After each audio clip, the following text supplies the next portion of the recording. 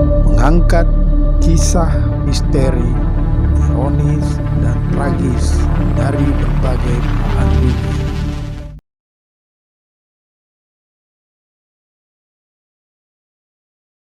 Assalamualaikum warahmatullahi wabarakatuh. Salam revolusi akhlak. Kembali bersama saya Deng Iwan dalam Kisah Gelap. Kali ini kita akan mengangkat atau menyorot tentang bagaimana kekayaan seorang ASN, seorang PNS atau oknum PNS di Dirjen Pajak yang mencapai puluhan miliar. Kasus ini mencuat dan menjadi sorotan publik pasca penganiayaan dilakukan oleh seorang pemuda bernama Dandi. Dandi merupakan anak dari seorang pejabat Dirjen Pajak bernama Rafael. Dari situlah publik mulai menyorot. Nah, di video ini kita akan mengungkap modus daripada oknum pegawai pajak nakal. Bagaimana mereka mendapatkan uang. Ironis, di tengah kemiskinan rakyat, mereka memamerkan kekayaannya, memamerkan gaya hidup hedonis. Nauzubillah, summa nauzubillah. Kita saksikan dalam video berikut ini. Namun jangan lupa subscribe, like, komen, dan share sebanyak-banyaknya untuk mendukung channel ini. Yuk sama-sama kita nonton.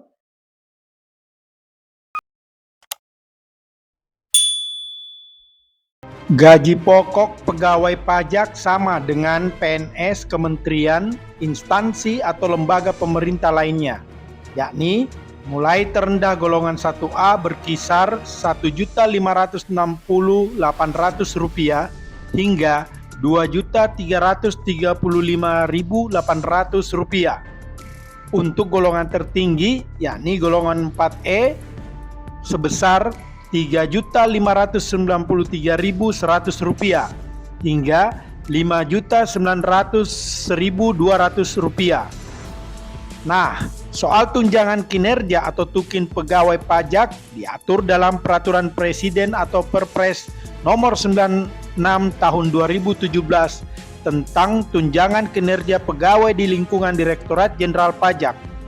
Perpres ini adalah revisi dari Perpres sebelumnya, yaitu Perpres nomor 37 tahun 2015. Pemberian tunjangan yang dimaksud sebagaimana Perpres di atas didasarkan pada dua aspek, yaitu kinerja organisasi dan kinerja pegawai. Nominal tunjangan sebenarnya masih mengacu pada Perpres 2015, tetapi dalam Perpres 2017 terdapat perubahan dalam pasal 2 ayat 4. Perubahan ini adalah soal besaran tunjangan yang dapat diberikan 10% lebih rendah atau 30% lebih tinggi dari nominal di Perpres 2015. Besar kecilnya disesuaikan dengan memperhatikan keadaan keuangan negara. Meskipun gaji pokok PNS pajak sama dengan PNS lainnya, tetapi tunjangan yang diberikan berbeda. Hal ini karena pegawai pajak diberikan remunerasi atau gaji yang lebih tinggi sebagai bentuk reward and punishment terhadap tingginya angka harapan pemerintah dalam mengoptimalisasi pajak. Jadi, jika pegawai tersebut tidak mencapai target kinerja individu, maka ia tidak akan mendapatkan remunerasi. Dalam daftar nominal tunjangan kinerja PNS pajak berdasarkan Perpres nomor 37 tahun 2015 disebutkan bahwa pejabat tertinggi yaitu eselon 1 mendapatkan Rp117,3 juta, sementara yang terendah yakni level pelaksana sebesar Rp5,3 juta. Tapi karena ada ketentuan 30% pada Perpres baru, maka pejabat eselon 1 bisa membawa pulang tunjangan hingga Rp152 juta. Sementara yang paling rendah dapat mengantongi tunjangan Rp6,9 juta. Meski sudah mendapatkan gaji plus tunjangan yang jumlahnya sangat besar, namun ada saja oknum pegawai pajak nakal yang menerima suap dari para pengemplang pajak. Pertanyaan publik, apa modus yang dilakukan sehingga terjadi suap dengan nilai bisa mencapai miliaran rupiah? Ekonom Indef Bima Yudhistira mengatakan modusnya sangat sederhana sampai bisa terjadi transaksi yang merugikan negara. Biasanya penyuap tidak kontak langsung dengan penerima suap oknum PNS pajak, melainkan melalui perantara, yakni oknum konsultan pajak. Modusnya, perusahaan atau wajib pajak minta keringanan pajak dengan cara kontak konsultan pajak. Kemudian si konsultan pajak yang matching dengan oknum di Dirjen Pajak. Di situ skema transaksi suapnya sederhana sebenarnya, ujarnya kepada CNBC Indonesia Selasa 9 Maret 2021. Contoh teranyar modus suap pegawai pajak melalui konsultan pajak yakni Angin Prayitno Aji yang merupakan ex-direktur pemeriksaan dan penagihan Direktorat Dirjen Pajak atau DJP. Angin didakwa menerima suap senilai 57 miliar rupiah. Angin sendiri telah divonis Majelis Hakim Tipikor dengan pidana penjara 9 tahun pada 4 Februari 2022 lalu. Diketahui Angin menerima hadiah berupa uang mencapai 15 miliar rupiah dan 4 juta US dollar atau jika dijumlahkan totalnya menjadi 57,1 miliar rupiah. Dia terima suap dari Aulia Imran Maghribi dan Rian Ahmad Ronas yang merupakan konsultan pajak PT Gunung Madu Plantation.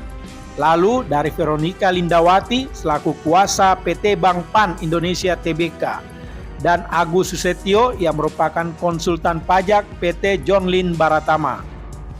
Angin tak sendiri, dalam kasus yang ditangani KPK ada sejumlah pejabat Dirjen Pajak lainnya, yakni Danan yang merupakan ex-kepala Subdirektorat Kerjasama dan Dukungan Pemeriksaan Dirjen Pajak. Danan pun diduga menerima suap dari konsultan pajak PT Gunung Madu Plantation, PT Bank Pan Indonesia, dan PT John Lynn Baratama sejak Januari 2018 hingga September 2019. Suap ini diberikan agar oknum melakukan rekayasa penghitungan pajak pada perusahaan pemberi suap. Selain itu, juga ada Handang Soekarno, merupakan Kasubdit Bukti Permulaan Direktorat Penegakan Hukum Ditjen Pajak terkait proyek pengurusan pajak dari Country Director PT EKP Ramapaniker Raja Mohanan Nair. Handang diduga terima suap sebesar 148,500 US dollar atau setara 1,9 miliar rupiah. Saat itu, Handang diminta untuk mempercepat penyelesaian permasalahan pajak atau restitusi, surat tagihan pajak pertambahan nilai atau STP PPN, penolakan pengampunan pajak atau tax amnesty, pencabutan pengukuhan pengusaha kena pajak atau PKP, dan pemeriksaan bukti permulaan atau bukper pada Kantor Pelayanan Pajak Penanaman Modal Asing atau KPP PMA 6 Kalibata dan Kanwil DJP Jakarta khusus. Serta ada pula Wawan Ridwan yang merupakan supervisor tim pemeriksa pajak pada Direktorat Pemeriksaan dan Penagihan pada Dirjen Pajak atau selaku Kepala Pajak Bantaeng, Sulawesi Selatan. Dia diduga terlibat kasus suap bersama Angin Prayitno Aji. Wawan diduga menerima suap sebesar 625.000 dolar Singapura serta dari beberapa wajib pajak lain yang diduga sebagai gratifikasi. Kini publik patut curiga, sebenarnya masih banyak oknum pajak nakal belum terungkap. Hal itu setelah melihat bagaimana mereka memamerkan gaya hidup hedonis di tengah mayoritas rakyat miskin. Sadarlah, tidak ada kejahatan yang sempurna. Karena itu, suatu saat akan terbongkar dan semua ada ganjarannya. Mungkin saja di dunia kalian bisa lolos, tapi yakinlah dengan pengadilan akhirat tak satu pun akan lolos. Demikianlah kisah gelap kali ini. Sampai bertemu dalam kisah gelap berikutnya. Wassalam.